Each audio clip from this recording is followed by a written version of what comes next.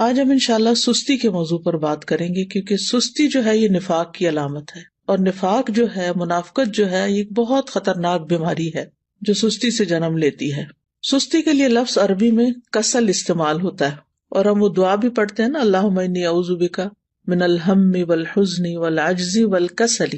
تو یہ جو کسل ہے، اس کا مطلب ہوتا ہے کہ انسان کی طبیعت دین اور دنیا کے ایسے کام کرنے سے بوجھل ہو جائے جن کے کرنے سے اسے بوجھل نہیں ہونا چاہیے، شوق سے کرنا چاہیے ان کو، لیکن انسان ان چیزوں کو کرنا نہ چاہے، اور اس کی طبیعت میں کر کے تھکن ہو، اور وہ بور ہو رہا ہو، اور اس کا دل گھبرا رہا ہو۔ تو سستی جو ہوتی ہے یہ انسان کی دشمن ہوتی ہے، اور اس سے باہر نکلنے کی ضرورت ہوتی ہے انسان کو، کیونکہ یہ زندگی ہمیں ایک دفعہ ملی ہے نا، بار بار تو نہیں ملے گی، اور اگر ہم نے اس کو میکسیمم اچھے کاموں میں استعمال نہیں کیا تو آخرت میں نقصان ہوگا، اور پھر سخت پریشانی ہوگی، اور پھر ہم واپس نہیں پلٹ سکیں گے اور کچھ کر بھی نہیں سکیں گے۔ تو اس لیے بہت ضروری ہے کہ ہم یہیں پر اس دنیا میں ہی اپنی اصلاح کر لیں اور ایسی ساری بیماریوں سے نجات حاصل کر لیں اللہ کے اذن سے، اللہ کی مدد سے۔ تو سستی کی دو اقسام ہیں، ایک ہے عقل کی سستی اور دوسری ہے جسم کی سستی۔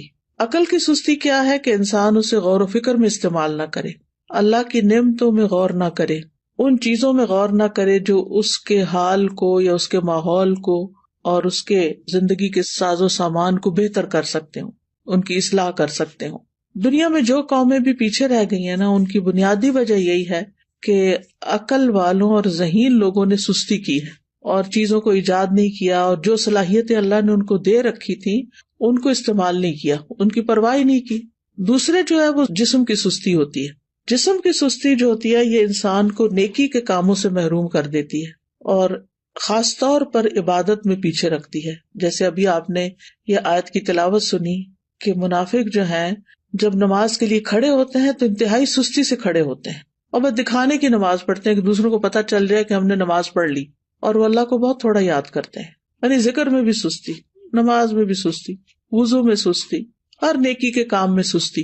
اسی طرح جسم کی سستی جو ہوتی ہے وہ انسان کو دنیا میں بھی ترقی سے محروم رکھتی ہے۔ یعنی جو کام انسان کو اپنے جسم سے کرنے ہوتے ہیں، اگر وہ اپنے جسم کو استعمال ہی نہیں کرتا اور محنت نہیں کرتا، مشقت نہیں کرتا، تو دنیا میں بھی ترقی حاصل نہیں کر سکتا۔ نبی صلی اللہ علیہ وسلم جو تھے وہ سستی سے پناہ مانگتے تھے، اور صحیح مسلم میں جو دعا آتی ہے کہ رسول اللہ صلی اللہ علیہ وسلم یہ دعا فرمایا کرتے تھے، اللہم انی اعوذ بک من العجز والکسل والجبن والحرم والبخل واعوذ بک من عذاب القبر ومن فتنۃ المحیا والممات۔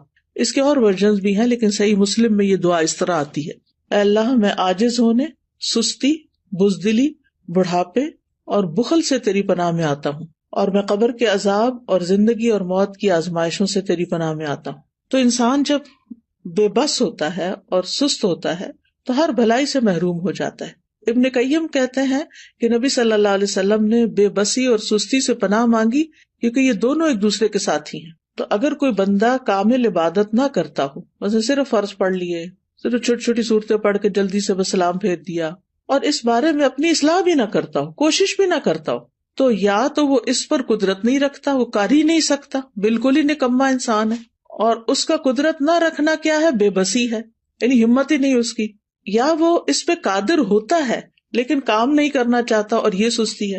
یعنی ایک تو شخص ہے مثلا بیمار ہے یا بوڑھا ہے یا مجنون ہے، اس کی عقل ہی کام نہیں کرتی، یا مشلول ہے یعنی پیرالائزڈ ہے، تو وہ تو اب الگ بات ہے۔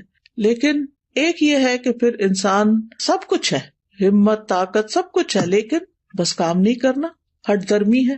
تو اس طرح انسان ہر بھلائی سے محروم ہو جاتا ہے اور پھر شر کی طرف چل پڑتا ہے۔ تو جو شخص کامیاب ہونا چاہتا ہے، پہلے تو آپ اس وقت جو مجلس میں موجود ہیں وہ اپنے آپ سے پوچھیں کہ واقعی آپ کامیاب ہونا چاہتے ہیں؟ اگر کامیاب ہونا چاہتے ہیں تو اس کے لیے سستی کو چھوڑنا بہت ضروری ہے۔ ابو حاتم کہتے ہیں کہ کامیابی کا سبب یہ ہے کہ سستی اور کاہلی کو چھوڑ دیا جائے، کیونکہ یہ محرومی کے اسباب میں سے ہے۔ سستی انسان کی پروقار شخصیت کی بھی دشمن ہے، اور خاص طور پر اگر انسان کو کسی کام کا موقع مل جائے، جیسے آپ لوگوں کو قرآن مجید کی تعلیم حاصل کرنے کا موقع ملا ہوا ہے، اور پھر اس کے بعد آپ اپنے کورس کو پراپر طریقے سے نہ کریں، ٹیسٹ کی تیاری نہ کریں، وقت پر ٹیسٹ میں حاضر نہ ہوں، ری ٹیسٹ ٹائم پر نہ دیں، اور اپنی جوانی کا، اپنے وقت کا، اپنی عمر کا 1 سال وہ صرف سستی میں گنوا دیں، تو یہ تو بہت بڑی غلطی ہے، اور یہ تو اپنے لیے تباہی لانا ہے، یعنی یہ ناکامی. کیونکہ بہت سے اسٹوڈینٹس جب ایڈمیشن لیتے اور پاس نہیں ہوتے اور پھر سال گزار کے چلے جاتے ہیں، نہ سرٹیفکیٹ لیا، نہ کوئی قرآن مکمل کیا، اور نہ ہی کوئی جو کرنے کے کام تھے وہ کیے، نہ پوری طرح سارے لیسن سنے، نہ سارے سبجیکٹس اٹینڈ کیے، کبھی صبح دیر سے آیا، یعنی مختلف طریقے سے اپنا وقت ضائع کیا. تو پھر آپ دیکھیے کہ کل قیامت کے دن کتنی ریگریٹس ہوں گی کہ کاش ہم اپنا یہ وقت صحیح طرح استعمال کرتے. اور اگر ہم ان لوگوں کو دیکھیں گے جو ہم سے آگے نکل گئے تو ہمیں کتنی شرمندگی اور کتنی پریشانی ہوگی کہ ہمارے پاس بھی یہی وقت تھا اور ہم کر بھی سکتے تھے لیکن ہم نے نہیں کیا، تو اپنے ساتھ دشمنی کی. تو ایسا شخص کبھی بھی اپنے مقاصد میں کامیاب نہیں ہوتا جو سستی کا مظاہرہ کرتا ہے، اور اس کی جو آرزویں ہوتی ہیں بس وہ آرزویں ہی رہ جاتی ہیں. اور بعض اوقات یہ ہوتا ہے کہ انسان ندامت کے ساتھ ساتھ اس پہ نحوست بھی طاری ہو جاتی ہے. تو سستی کے خلاف ہم نے جنگ کو جیتنا ہے.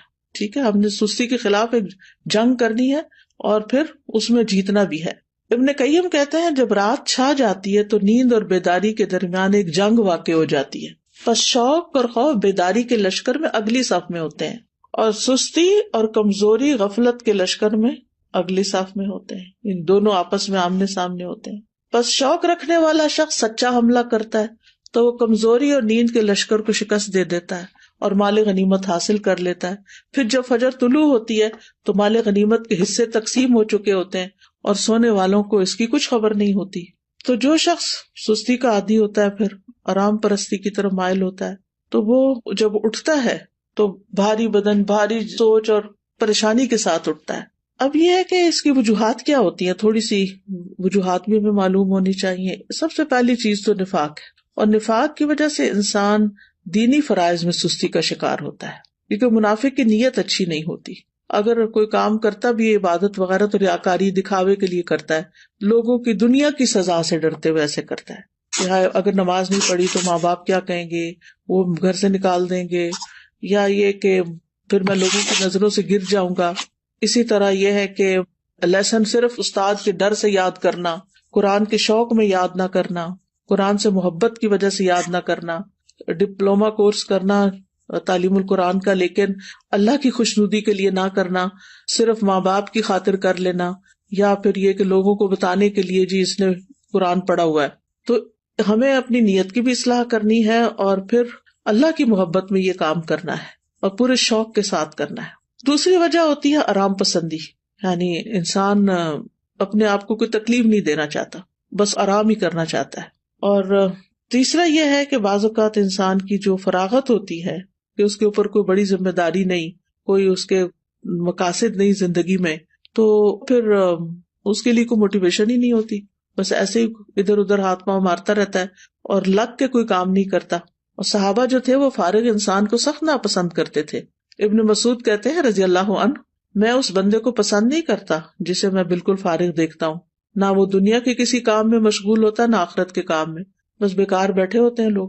آپ نے دیکھا ہوگا کہ ہمارے یہاں کتنا عام ہے، پارکوں میں بیٹھے ہیں لوگ، سڑکوں پہ بیٹھے ہیں، فٹ پاتھ پہ بیٹھے ہیں، فارغ ہیں، بینچوں پہ بیٹھے ہیں، کوئی سگریٹ پی رہا ہے، کوئی باتیں کر رہا ہے، کوئی ٹھٹے مار رہا ہے، بس ادھر ادھر کی باتیں. پھر اسی طرح یہ ہے کہ ایک اور وجہ یہ بھی ہوتی ہے عیش پسندی، خوشحالی، کہ انسان کو جب اور لوگ کام کرنے کے لیے خدمت کے لیے مل جاتے ہیں تو پھر وہ خود کام نہیں کرتا اور اس طرح وہ بیکار رہنے کا عادی بن جاتا ہے.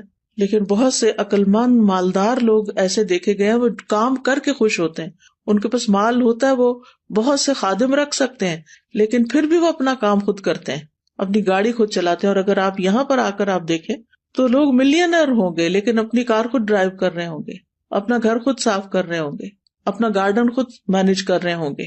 تو جو عیش پسند لوگ ہوتے ہیں وہ پھر سست ہو جاتے ہیں، اور پھر جب انسان کے اوپر بہت زیادہ سستی آتی ہے تو انسان زندگی کے لطف سے بھی محروم ہو جاتا ہے، کیونکہ جب مصروفیت زیادہ نہیں ہوتی تو پھر انسان بور ہونے لگتا ہے، اور وہ بوریت جو ہے وہ انسان کی صلاحیتوں کی قاتل بن جاتی ہے. پھر اسی طرح ایک اور چیز جو بہت سست کر دیتی ہے انسان کو، وہ ہے زیادہ کھانا پینا. جو انسان زیادہ کھاتا ہے، زیادہ سوتا ہے، اس سے بہت سی بلائیاں چھوٹ جاتی ہیں. اور پھر اسی طرح بہت زیادہ سونا جو ہے، نیند، یہ بھی انسان کو سست کر دیتا ہے. جب آپ ضرورت کے مطابق سوتے ہیں تو آپ ایکٹیو اٹھتے ہیں، اور جب زیادہ سو لیتے ہیں نا، جیسے ویکینڈ پہ آپ لوگ، بس یہ تو لازم ہے نا کہ ویکینڈ پہ زیادہ سونا ہے، تو زیادہ سو لیتے ہیں تو جب آپ اٹھتے ہیں تو ایسے طبیعت پریشان ہوتی ہے، آنکھیں بوجھل ہوتی ہیں، جسم تھکا ہوا ہوتا ہے، اور پھر سارا دن کوئی خاص کام بھی نہیں ہوتا. لیکن جو لوگ اپنے ویکینڈ کو بھی، سنڈے کو بھی ٹائملی اٹھ جاتے ہیں، نماز اچھے سے پڑھتے ہیں، اذکار کرتے ہیں، قرآن کی تلاوت کرتے ہیں، اپنے جو کام سوچے ہوئے ہوتے ہیں چھٹی کے دن کرنے کے ان کو ترتیب بار کرنا شروع کر دیتے ہیں، تو ان کا دن پروڈکٹیو ہوتا ہے اور وہ خوب ایکٹیو ہو کے دن گزارتے ہیں. ابن قیم رحمہ اللہ کہتے ہیں کہ بہت زیادہ سونا دل کو مردہ کر دیتا ہے، جسم کو بھاری کر دیتا ہے، وقت کو ضائع کرتا ہے، اور یہ بہت زیادہ غفلت اور سستی پیدا کرتا ہے. پھر اسی طرح لمبی امیدیں لگانا، اچھا یہ ہو جائے تو پھر وہ بس سوچتے رہنا، سوچوں میں پڑے رہنا. پھر 8ویں چیز ہے سست لوگوں کی مجلس اختیار کرنا. جب انسان کی دوستی ایسے لوگوں کے ساتھ ہوتی ہے نا جو نکمے ہوتے ہیں تو اس کو بھی نکما کر دیتے ہیں، لیکن اگر آپ ایکٹیو لوگوں کے بیچ میں بیٹھیں گے تو آپ سست نہیں رہیں گے، کیونکہ آپ کو شرم آئے گی کہ سارے لوگ تو کچھ کر رہے ہیں اور میں فارغ بیٹھا ہوں. تو بلند ہمت لوگوں کی دوستی اور ان سے تعلق جو ہے وہ اختیار کریں، کیونکہ ماحول کا جو بگاڑ ہوتا ہے نا یہ انسان کی فکری صلاحیتیں، نفسیاتی، بدنی، ان سب چیزوں کو متاثر کرتا ہے. اور پھر اسی طرح یہ ہے کہ ایک اور چیز، کاموں کو مؤخر کرنا، اچھا کر لیں گے، یہ بھی ایک بہت مہلک بیماری ہے اور شیطان کا ایک حربہ ہے. یہ منافق جو ہوتے ہیں وہ نماز بھی بڑی لیٹ پڑھتے ہیں، سستی سے تو آتے ہی ہیں لیکن دیکھتے رہتے ہیں اچھا ابھی ہے وقت، ابھی ہے وقت، اچھا ابھی اٹھ جاتا ہوں، ابھی اٹھ جاتا ہوں. لیکن پھر کیا ہوتا ہے، کبھی نماز کا وقت بہت لیٹ ہو جاتا ہے اور کبھی ختم بھی ہو جاتا ہے. تو سستی جو ہے وہ سراسر نقصان دہ ہے. ہماری عبادات پر اس کا منفی اثر پڑتا ہے، عبادات میں کوتاہی ہوتی ہے، دل سخت ہو جاتا ہے، دل پہ زنگ لگ جاتا ہے، احساس ذمہ داری ختم ہو جاتا ہے. پھر انسان اپنے آپ کو جھوٹی تسلیاں دیتا رہتا ہے، اچھا پھر میں یہ کر لوں، پھر کل چلا جاؤں گا، پرسوں نکل جاؤں گا. غزوہ تبوک اگر آپ نے پڑھ لیا ہو تو اس میں جو لوگ 3 پیچھے رہ گئے تھے وہ کس وجہ سے پیچھے رہ گئے تھے؟ صرف سستی کی وجہ سے، حالانکہ ان کے پاس سواریاں تھیں. پھر اسی طرح یہ کہ سستی کی وجہ سے انسان کا بڑا قیمتی وقت ضائع ہو جاتا ہے، کیونکہ انسان اس سستی کے وقت کو کسی پروڈکٹیو اور بہت اچھے مفید کام میں نہیں لگا پاتا، انسان کے وقت کی برکت بھی اٹھ جاتی ہے. تو اس لیے بہت ضروری ہے کہ ہم جلد از جلد سستی کا علاج کریں اور اس سے چھٹکارا پائیں. سب سے پہلی چیز اللہ سبحانہ وتعالیٰ سے مدد، اللہ سبحانہ وتعالیٰ سے مدد مانگے، کیونکہ اللہ ہی مددگار ہے. واللہ المستعان. نبی صلی اللہ علیہ وسلم نے فرمایا وَاسْتَعِن بِاللَّهِ وَلَا تَعْجِزْ. اللہ سے مدد مانگو اور کمزور نہ پڑو، عاجز نہ بنو.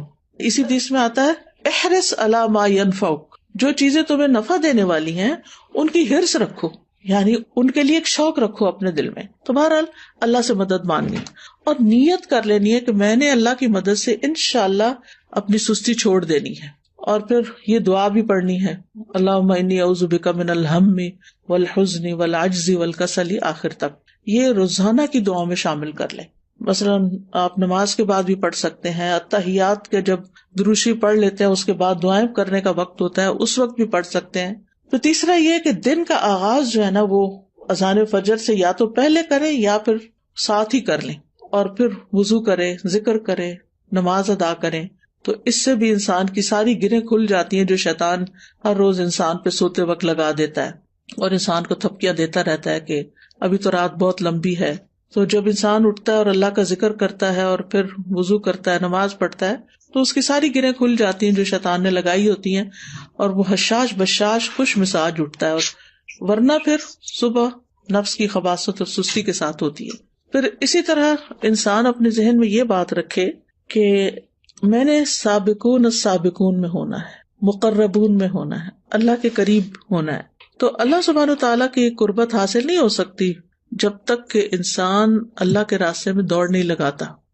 قرآن مجید میں آتا نا وَسَارِعُوا إِلَىٰ مَغْفِرَةٍ مِّن رَّبِّكُمْ وَجَنَّةٍ عَرْضُهَا السَّمَاوَاتُ وَالْأَرْضُ أُعِدَّتْ لِلْمُتَّقِينَ.